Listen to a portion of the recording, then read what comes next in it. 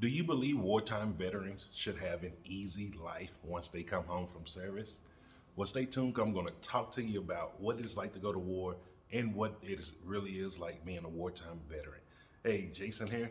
And if this is your first time watching the channel, you usually see me doing videos going around Johannesburg, showing you how beautiful of a city this is and all the wonderful things that's here to offer. And on top of that, you'll be seeing me talk about success, what it is, and how to get it in the three areas of life that I focus on: happiness, health, and wealth. And so, if you've been watching the channel since I've moved to the continent of Africa, currently living in Johannesburg, South Africa, you may not know the fact that I am a wartime veteran, meaning I was in the Iraq War.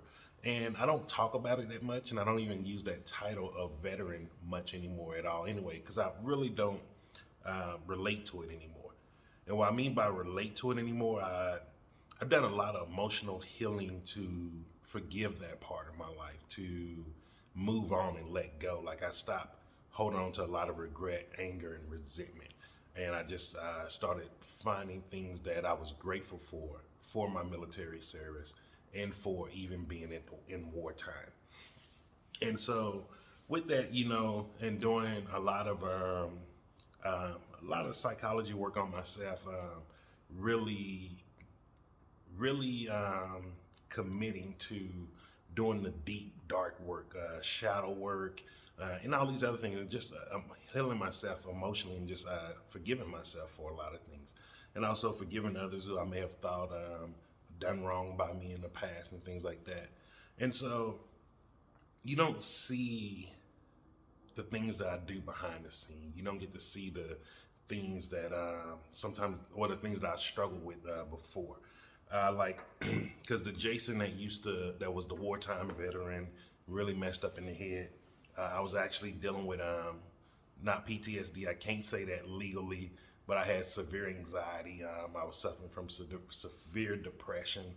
I was very isolated, and if you saw my TikTok live today, I talked about a little bit about it.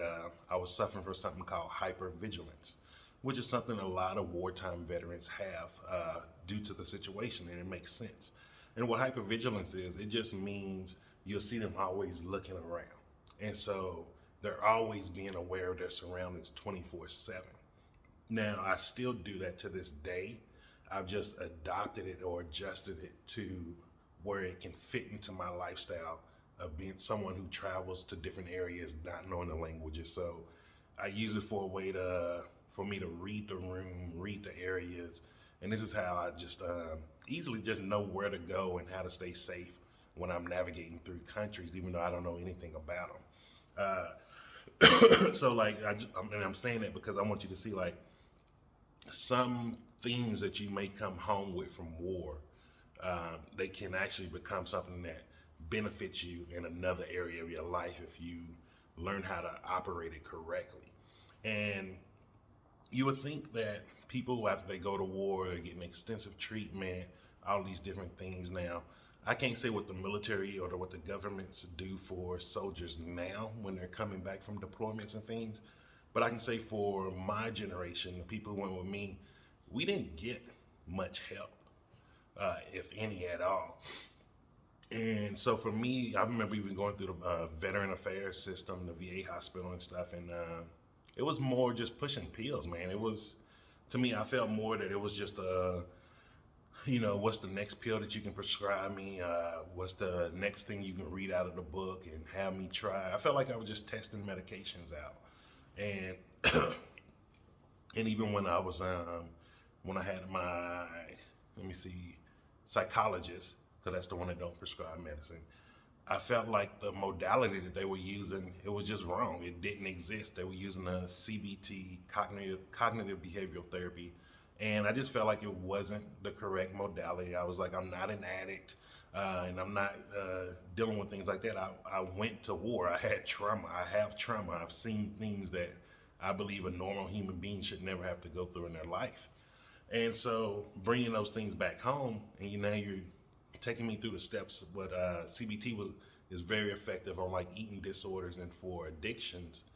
And you use me through that modality. That modality, that one size fits all, does not work.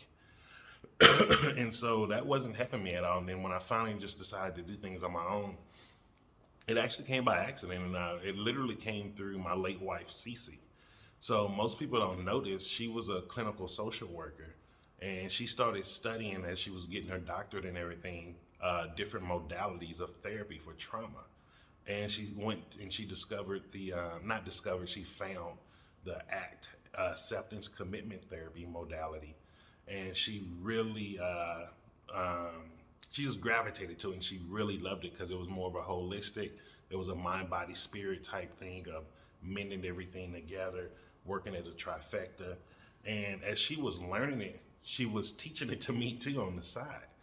Because whenever she was like, "Oh, I'm reading this, blah blah blah," and we would just test it out. So we did awareness eating, where we would eat a grape.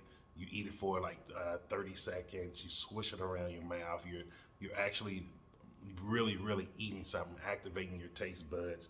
We did it with popcorn kernels, things like that, and we would journal how we felt afterwards. So we were doing all of these different modalities and different therapy methods within the acceptance commitment. And what we didn't realize what was happening, it was helping me. Like I was becoming a better person. I became a happier person. I became a lighter person. And from that therapy model, it helped me to where I started getting clarity in my mind. I wasn't, if you've ever been on a lot of pain pills or very high doses of opiates and stuff like that, you understand what I'm about to say. Like, you know, when your mind is just foggy, like it's just imagine a foggy day, and that's your mind, and you're trying to just grasp to any thought that you can get. And because I wasn't able to grasp any thoughts, it used to be frustrating. 'Cause I used to really start feeling like I became dumb or stupid because I couldn't complete sentences. I couldn't even stay on topic. If you told me something a couple of minutes later, I couldn't remember it, or I didn't know if I'm really having a conversation with you because sometimes I was hallucinating off the medication so much. Like it was a really horrible place. And just imagine you're in your 20s. Like that's the catch that most people don't get. Like I was going through this in my 20s. This is supposed to be your prime years. You're out here having fun, getting to know people, pushing for your career.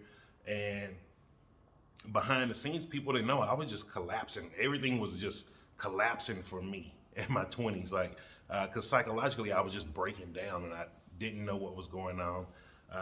And let's just be honest. I can't speak for most ethnicities, but most black people that I know, we don't go to psychiatrists. We don't see mental health people. We don't talk about these traumas and things like this. And so because it wasn't something that was natural for my upbringing, I was resistant to it for a long time. And it literally took my late wife, Cece, helping me to get through this.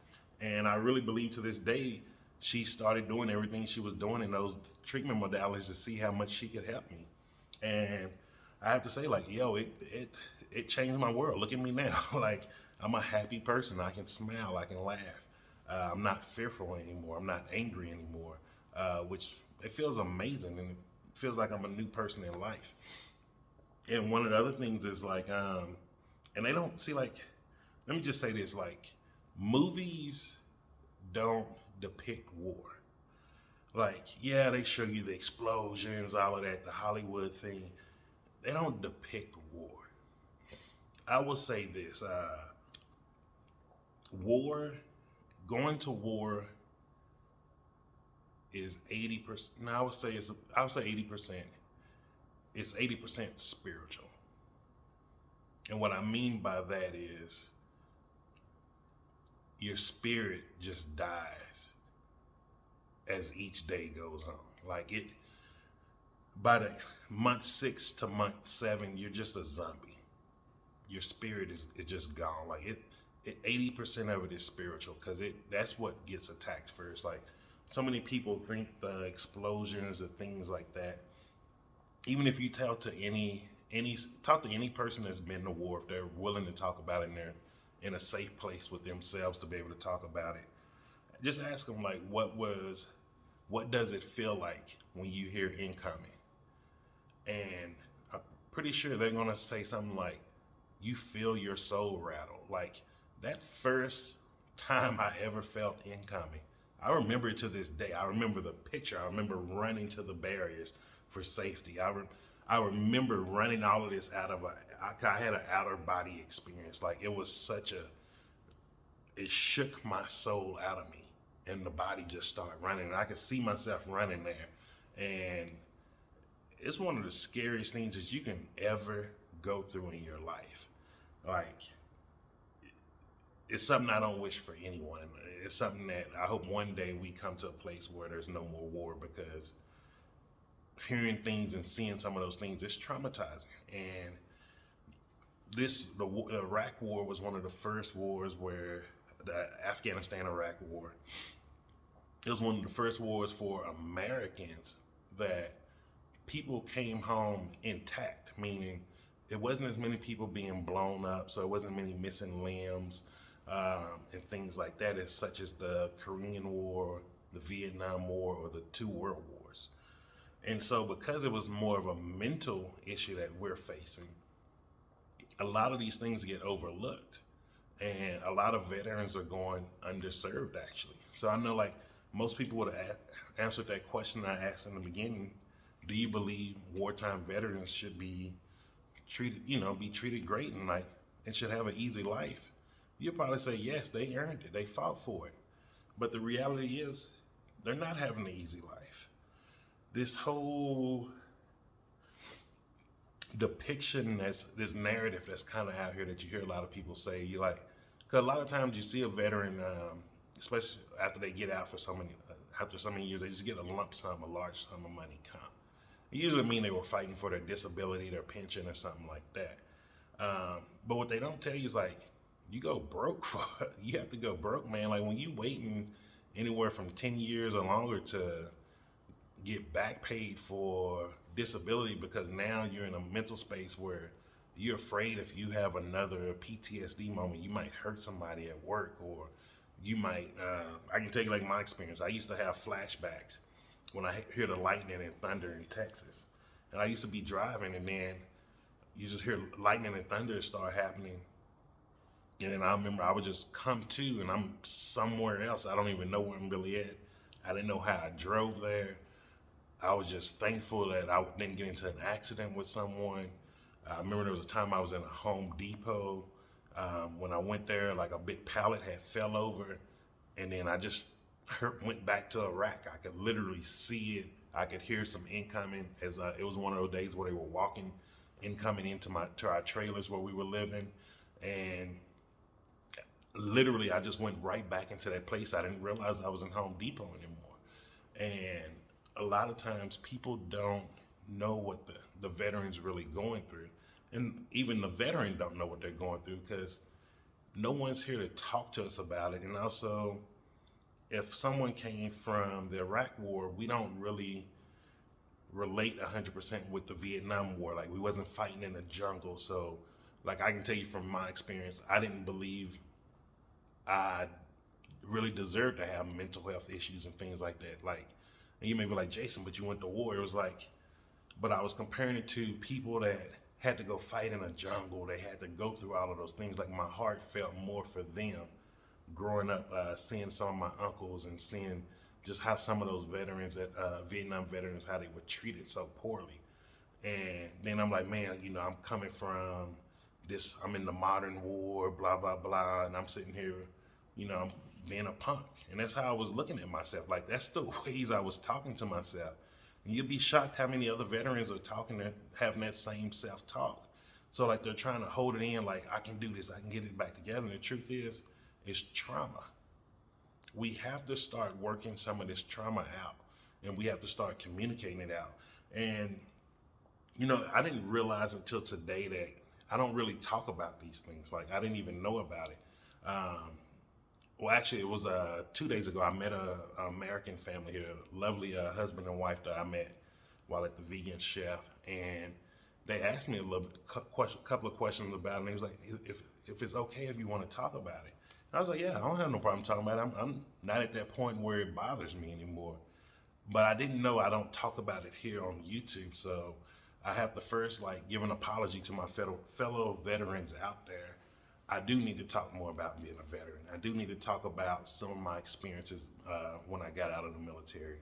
And I also need to talk about my experiences of what I used and how I effectively reintegrated within society or to myself to where I'm able to travel the world, be this nomad. And so I have to say, I apologize for that because I didn't realize that I didn't even talk about that stuff because, I'm so used to having Cece with me.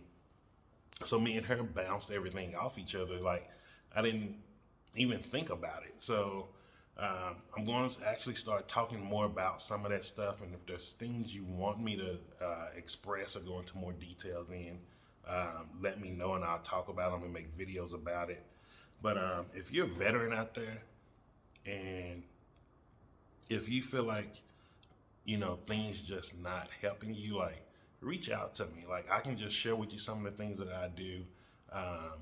Like, look, man, I'm telling you right now from personal experience, there's a way better life out there, even if you're in the midst of the darkest parts of any type of PTSD or trauma right now. If I can go off the brink of someone who was begging to die on a daily basis, praying for it, to now I'm enjoying and loving my life. I'm literally in Johannesburg, South Africa. I'm probably about to go to another country in a week, go do a border run. Then in July, I'm going to start a little 6-month excursion of just traveling, busting throughout countries. Like, I'm telling you, man, life is beautiful when you truly learn how to do the things and you just release some of that stuff you got to let go. Mental health is very part, and that's why I say my 3 things in life that I focus on is happiness, health, and wealth. Biggest part of my happiness is my mental health, and I want everyone to be able to share just a little bit of the happiness and freedom that I have from letting go of a lot of traumas. Like, I don't know if you can see, so I got my prayer beads on there. I've been meditating, and I do a lot of energy clearing and all of this stuff on a daily basis. If you want to know some of those type of energy clearing techniques I use, just let me know. I'll do either a video about it so everyone can see it, or I'll just shoot you a message and we can talk about it personally. But just wanted to share a little bit of that today. It was kind of on my heart as I was doing a meditation, thinking of what I want to talk about. And so just wanted to share that. Like I said, again, if you have any questions, please feel free to reach out, especially if you're a veteran or you're a family of a veteran. Because I remember how difficult it was for Cece, and there were some stressful days for her also. So being with a wartime veteran in having a wartime veteran in your family or being one, like I do understand, like it is a burden that the whole family actually suffers from. Like it's everyone. It's deep, man. It's deeper than you believe. Like that's why I say movies do not depict it how it really is. And so hit the like button if you like this type of content. Share this with a veteran if you know one, or with a family member of a veteran, especially if it's a wartime veteran. You never know when they may just be asking for something to help them just for one day or just getting a little bit of clarity. So please share this with them. And then also subscribe to the channel so you can see more of this type of information and see me talk about other type of things. And make sure to follow me on TikTok. I will be doing more live videos there when I'm out and about in Joburg. And so if you want to be able to talk to me directly there, just follow me on TikTok. Everything is Jason Chaney. And then just remember, I'm Jason, and success is simple once you know how.